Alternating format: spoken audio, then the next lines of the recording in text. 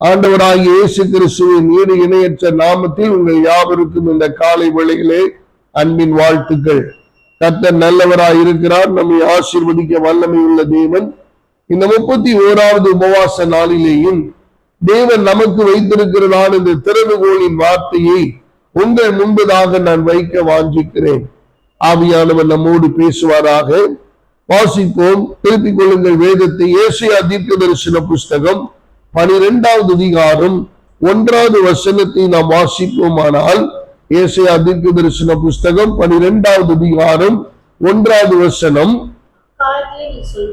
அக்காலத்திலே நீர் சொல்லுவது, கர்த்தாவே நான் உம்மை துதிப்பேன், நீர் என் மேல் கோபமாய் இருந்தீர், ஆனாலும் உம்முடைய கோபம் நீங்கிற்று, நீர் என்னை தேற்றுகிறீர். அன்பான கர்த்தருடைய பிள்ளைகளே, இந்த காலை வேளையிலே ஆண்டவர் ஏசாயா தீர்க்கன் மூலமாக நமக்கு காண்பித்து கொடுக்கிற இந்த வசனத்தினுடைய ஆழத்தை நாம் புரிந்து கொள்ள வேண்டும். தேவன் நமக்கு உதவி செய்வாராக. ஏசாயா தீர்க்கன் விதமாய் அவர் சொல்லுகிறார், நீர் என் மேல் கோபமாயிருந்தீர், ஆனாலும் உம்முடைய கோபம் நீங்கிற்று. வேதம் சொல்லுகிறது, ஆண்டவருடைய கோபம் ஒரு நிமிஷமா, ஆண்டவருடைய கோபம் ஒரு நிமிடம், அவருடைய வாழ்வு நித்தியம் என்று சொல்லப்பட்டிருக்கிறது. அன்பான தேவனுடைய பிள்ளைகளை, நம்முடைய வாழ்க்கையில ஆண்டவருக்கு பிரயோஜனம் அல்லாத காரியங்களை நிறைய நம்ம பேசியிருக்கிறோம், நம்ம செய்திருக்கிறோம், செயல்பட்டிருக்கிறோம். அவரை துக்கப்படுத்துகிற காரியங்களிலே நாம் பல நேரங்களிலே நம்மை அறியாமல் நாம் விழுந்திருக்கிறோம். இப்படி தேவனுக்கு அடுத்த காரியங்கள் அல்லது தேவன் விரும்பாத விஷயங்களை எல்லாம் நம்முடைய வாழ்க்கையில இழுத்து போட்டு நம் ஆண்டவரை துக்கப்படுத்தும் போது ஆண்டவர் நம்மை கோபமாகிறார். நீங்கள் இஸ்ரவேல் ஜனங்களை நீங்கள் பார்ப்பீர்களானால், எப்பொழுதெல்லாம் ஆண்டவரை விட்டு அவர்கள் வேறு வழியாய் போனார்களோ, எப்பொழுது ஆண்டவரை விட்டு தேவனை விட்டு வேறு வழியாய் திசை திரும்பி அவர்கள் இஷ்டத்துக்கு போனார்களோ, அப்பொழுதெல்லாம் தேவன் அவர்கள் மேல் கோபமாயிருந்தார். நீங்கள் உதாரணமாய் சொல்ல வேண்டுமானால், யோனா தீர்க்கதரிசியை எடுத்துக் கொள்வோம். யோனா தீர்க்கதரிசியை ஆண்டவர், நீ நினிவே பட்டணத்துக்கு போய் என்று கட்டளையிட்டார். ஆனால் நினிவேவுக்கு யோனா போகவில்லை. அந்த ஜனங்களை குறித்து அவனுக்கு பயம், அந்த பட்டணத்தில் உள்ளதான துஷ்டர்களை கண்டு பயம், என்ன நடக்குமோ, கொண்டு விடுவார்களோ என்கிற உயிர் பயத்திலே இந்த நினிவே பட்டணத்துக்கு போவதற்கு பதிலாக தர்ஷீசுக்கு கப்பல் ஏறுகிறார். ஆண்டவர் உக்கிர கோபம் அடைகிறார். அந்த கோபத்தின் விளைவுதான் அந்த சமுத்திரத்தின் ஆழத்திலே பயணித்துக் கொண்டிருந்ததான அந்த படகை அல்லது அந்த கப்பலை அசைக்கும்படிக்கு ஒரு பெரிய புயல் காற்றை, பெருங்காற்றை கர்த்தர் அனுப்பினார். அந்த பெருங்காற்று அந்த படகை, அந்த கப்பலை அசைத்துக் கொண்டிருந்தது. மூழ்கி போவோம் என்று நினைத்துக் கொண்டிருந்தார்கள். சரக்குகள் எல்லாம் தண்ணீரிலே தூக்கி போட்டு எப்படியாகிலோ படகை பத்திரமாக அவர்கள் கரைக்கு கொண்டு செல்ல வேண்டும் என்று எண்ணினார்கள். எதுவுமே முடியாமல் போனது. இறுதியாக புரிந்து கொண்ட காரியம் என்ன? தேவனுடைய கோபம் எதனால் என்று எல்லோரும் கேட்க ஆரம்பித்த போது, யோனாவின் நிமித்தமாய் இப்படிப்பட்ட சூழல் உண்டானது என்று சொல்லி புரிந்து கொண்டார்கள். இறுதியில் யோனா சொல்லுகிறார், என்னை நீங்க தூக்கி கடல்ல போடுங்க, எல்லாம் சரியாயிரும். அதே போல சீட்டு போடுகிறார்கள். யோனாவின் பேரிலே விழுகிறது. யோனாவை தூக்கி போட்டார்கள். ஆனால் ஆண்டவர் எவ்வளவு இரக்கம் உள்ள தேவன் என்பதை பாருங்கள். யோனாவை விழுங்கும்படிக்கு முன்கூட்டியே நம்முடைய தேவனாகிய கர்த்தர் ஒரு பெரிய மீனுக்கு கட்டளையிட்டிருந்தார்.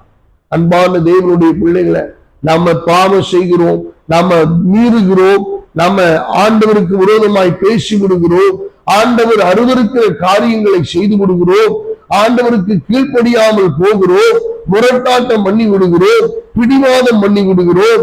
இப்படி பல காரியங்களின் நிமித்தமாய் கர்த்தர் நம் மேல் கோபமாய் இருந்தாலும், இந்த காலை வேளையில் அவர் சொல்லுகிற ஒரு அற்புதமான வார்த்தை, நீர் என் மேல் கோபமாய் இருந்தது உண்மைதான், ஆனாலும் உம்முடைய கோபம் நீங்கிற்று.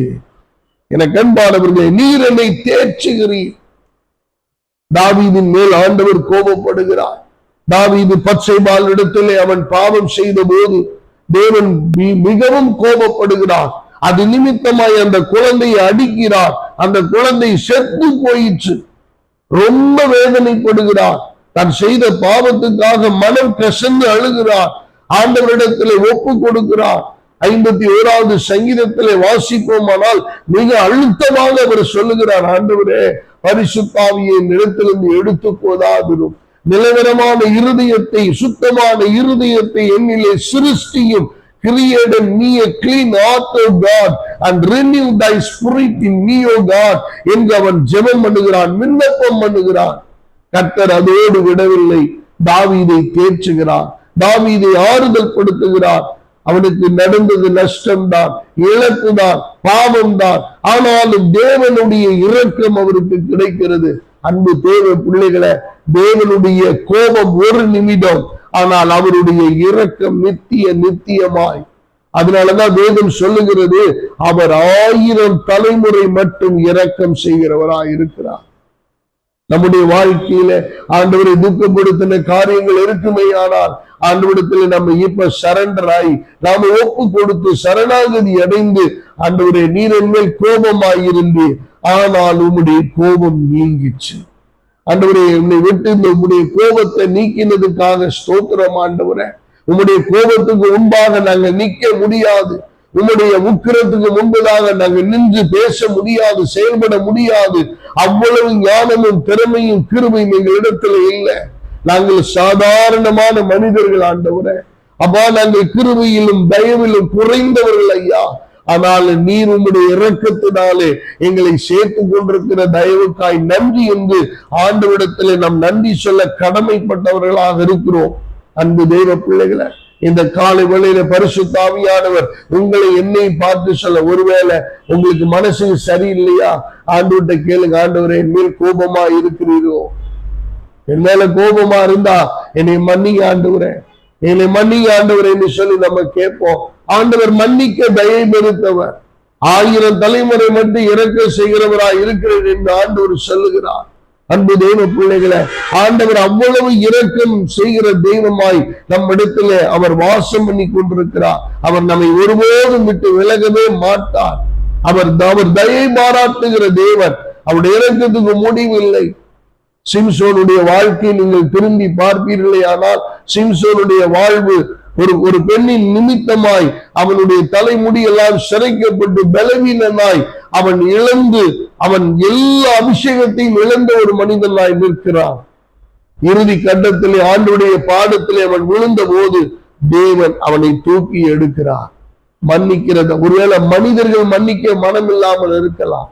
மனிதர்கள் மன்னிக்கிறதுக்கு தேவையான பக்குவம், அந்த முதிர்ச்சி இல்லாமல் இருக்கலாம். ஆனா கர்த்தர் அப்படி அல்ல.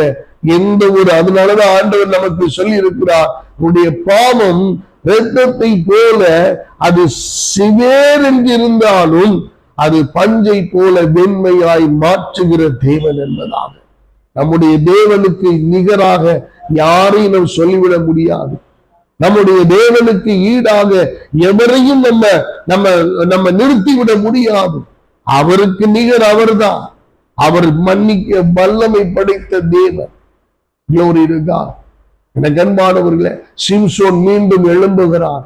எழும்பி அவன் செய்த காரியம் வேதம் சொல்லுகிறது, அவன் உயிரோடு இருந்த நாட்களிலே அவன் பெலிஸ்தர்களை கொண்டவனை பார்க்கிலோ அவன் மரித்த போது அவனோடு சேர்ந்து செத்து போனதான பெலிஸ்தர்கள் அதிகம்.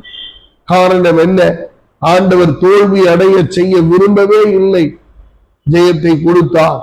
இந்த காலை வேளையில நம்ம மேல கோபமா இருக்கிற காரியங்கள் எதுவாய் இருக்குமானால் அதை ஆண்டவரிடத்துல ஒப்பு கொடுத்த, ஆண்டவரே, இது எனக்கு சரி பண்ணி கொடுங்க, இந்த தடை வேணாம் ஆண்டவரே, இந்த விஷயத்துல தடை வேணாம் ஆண்டவரே, என் மேல் கோபமா இருந்து ஆனாலும் உம்முடைய கோபம் என்னை விட்டு நீங்கிற்று.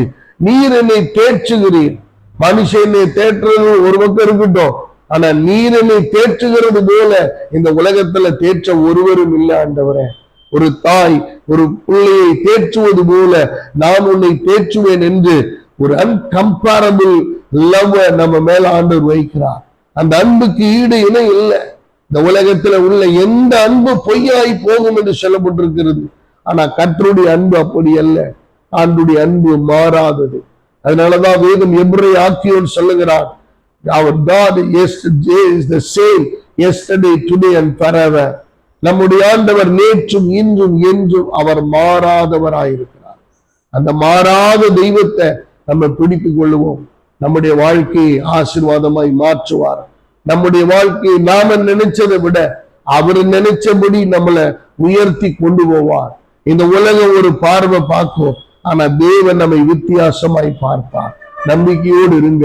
நம்ம எல்லா கண்களை மூடி ஜெபிப்போமா? பாஸ்டர் அவர்கள் ஜெபம் பண்ணி நிறைவு செய்வார்கள்.